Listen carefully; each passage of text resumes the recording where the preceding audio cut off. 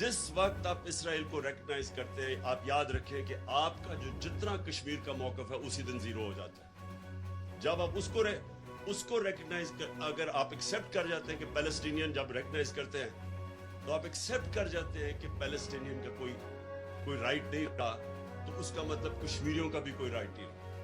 तो आप वो कश्मीरियों की जो 1 लाख से ऊपर उन्होंने कुर्बानियां दी पिछले 30 साल से, उस सारों के ऊपर उनकी कब्र खोद देते हैं। जो कश्मीरी आज देख रहे हैं कि वाहिद पाकिस्तान खड़ा है उनके साथ जो बोलता है, जिस वक्त उनको ये पता चला कि पाकिस्तान ने रिकग्नाइज कर दिया और इंडिया से ताल्लुकात ठीक कर दिए, कश्मीर इशू खत्म हो गया।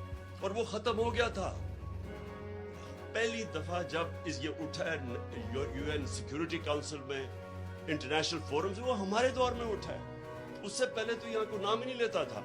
नवाज शरीफ जब हिंदुस्तान गया, इसलिए तो हुर्रियत कॉन्फ्रेंस के मेंबर्स को ही नहीं मिला ये कि नरेंद्र मोदी नाराज हो जाए। हम इंडिया के खिलाफ, हम चाहते हैं कि इंडिया से अच्छे ताल्लुकात हो, कोशिश भी की, लेकिन आप किधर लाइन ड्रॉ करेंगे कि किधर एक मुल्क का नजरिया आएगा, किधर आपका मौकफ आएगा कि जिसके ऊपर आप एक पाकिस्तान बड़े ख्वाब का नाम था।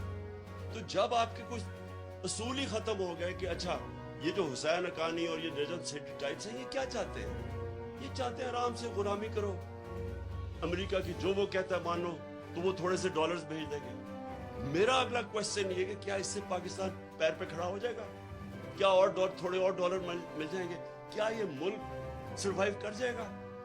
क्या ये मुल्क अपनी सारे प्रिंसिपल स्टैंड खत्म करके, अपना नजरिया खत्म करके, क्या ये कोई मुझे गारंटी कर सकता है कि मुल्क तरक्की कर जाएगा? क्या ये नहीं हम करते आए आज तक? स्वाय वो जुल्फिकार अली भुट्टो के चंद सालों के निकाल दे, तो आज तक तो हम गुलामी करते आए हैं। जो वहां से हुक्म आता था हम मान जाते थे। अपने मुल्क के कानून तोड़ के, अपनी आइन की खिलाफ वर्जी करके हम उनको सर्विस करते रहे। यहाँ से वॉर ऑन टेरर में CIA, FBI या पाकिस्तानियों को उठा के ग्वांटानामो